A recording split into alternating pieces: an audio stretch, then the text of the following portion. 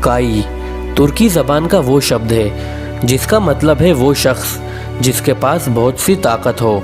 ये एक खाना बदोश और जंगजू कबीला था। काई कबीला 11वीं सदी में वस्त एशिया से अनातोलिया आया, जहां उस वक्त सल्जूकी सल्तनत की हुकूमत थी। उसके अलावा कबीले के पास ख़ानदान 14वीं सदी से बल्कान में भी आबाद था। दोस्तों, आप देख रहे हैं टेक्नो हिस्ट्री टीवी। इस वीडियो को आखिर तक ज़रूर देखें और आपको पसंद आए तो इस चैनल को ज़रूर सब्सक्राइब कीजिए। मौजूदा तुर्की में सूबा बिल्जिक काई कबीले का मरकज़ समझा जाता है। दोस्तों, आपको तो पता ही होगा कि सल्तनत उस्मानिया की पूरी नस्ल इसी काई कबीले से ताल्लुक़ रखती है। ओगूस कबीले की 2 शाखें थीं। पहली शाख बोजुक और दूसरी शाख ओचुक थी। बोजुक की कुल 3 शाखें थीं, जिन्हें बोजुकलार कहा जाता था। उनमें ओगूस खान के 3 बेटे गुन खान, आय खान और यल्दीस खान शामिल थे। ओचुक की भी 3 शाखें थीं, जिन्हें ओचोक कलार कहा जाता था। उनमें भी ओगूस खान के 3 बेटे गो खान, दाग खान और देनीस खान शामिल थे। उनमें गो खान का कबीला गोक तुर्क के नाम से आबाद था। उसी के ख़ानदान में एक बच्चा पैदा हुआ जो चंगेज़ खान के नाम से मशहूर हुआ और बाद में दुनिया का सबसे ख़तरनाक जंगजू कहलाया। कुछ इतिहासकार इस बात को नहीं मानते।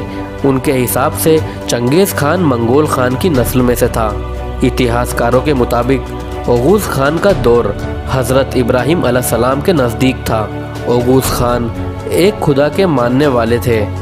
इतिहासकार अबुल गाजी के मुताबिक ओगूस खान अपनी पैदाइश से पहले 3 दिन तक लगातार अपनी माँ को ख्वाब में नजर आए और उससे एक खुदा को मानने के लिए कहा। जब उसकी माँ ने एक खुदा को मान लिया तो उनके घर ओगूस खान की पैदाइश हुई। ओगूस खान ने अपने ख़ानदान से बगावत की और एक खुदा को मानने वालों में शामिल हो गए। उस खुदा को वो टेंगरी कहते थे, यानी आसमानी खुदा। ओगूस खान के बाद तमाम कबीले उस खुदा को मानते रहे, लेकिन गोक खान के ख़ानदान में फिर से बुत परस्ती शुरू हो गई थी, लेकिन वो फिर भी टंगरी को ही मानते थे। बोजुक कलार की 3 शाखाओं में से एक गुन खान के 4 बेटे थे, जिनके नाम पर कबीले आबाद हुए। उनमें काई कबीला, बयाद, अलकावली और करावली शामिल थे। इतिहासकार अबुल गाजी के मुताबिक काई की कुल 7 शाखें थीं। उन 7 शाखों में से एक आर्शिकिन शाख में तुर्कमान नस्ल चली, जो आज तुर्कमेनिस्तान में आबाद है। दोस्तों, काई कबीले के ही एक सरदार सुलेमान शाह के पोते उस्मान थे, जिसने सल्तनत उस्मानिया की बुनियाद रखी। उस्मान गाजी अर्तुरुल गाजी के बेटे थे और उन्होंने काइयों को वो इज्जत बख्शी कि आज भी तुर्की में काई झंडे की उतनी ही इज्जत है जितनी कि तुर्की के झंडे की है। काई कबीला एक बहादुर, ताकतवर और जंगजू कबीला था। इस कबीले में कुछ हज़ार खेमे थे, जिनके सरदार सुलेमान शाह थे।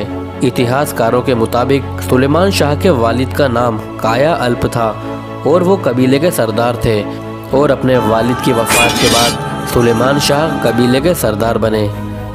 उस्मानी इतिहासकार रशीद उद्दीन के मुताबिक 11वीं सदी ईस्वी में ये कबीला वस्त एशिया से हिजरत करके अनातोलिया आया।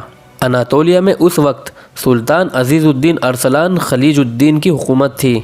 सुलेमान शाह की हुक्मरानी में ये कबीला अनातोलिया के करीब आहलत में बस गया। आहलत से कोनिया की तरफ हिजरत के दौरान दरिया पार करते हुए सुलेमान शाह का इंतकाल हो गया। उनके बाद उनके बेटे अर्तुरुल सरदार बने, जो सल्तनत उस्मानिया के बानी उस्मान गाजी के वालिद थे।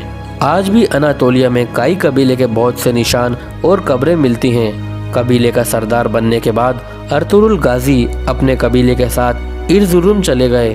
अर्तुरुल कोनिया के सुल्तान अलाउद्दीन से जा मिले और सुल्तान ने अर्तुरुल गाजी को सोगुत का इलाका दे दिया, जिसके बाद अर्तुरुल गाजी अपने कबीले के साथ सोगुत हिजरत कर गए, जहां एक छोटी सी जागीर से उनके बेटे उस्मान गाजी ने सन 1299 में अनातोलिया में सल्तनत उस्मानिया की बुनियाद रखी, जो तकरीबन 600 सालों तक सबसे बड़ी सल्तनत रही। दोस्तों, मुझे उम्मीद है कि ये वीडियो आपको काफ़ी अच्छी लगी होगी। इस वीडियो को लाइक करें और अपने दोस्तों में ज़रूर शेयर करें। मिलते हैं अगली वीडियो में।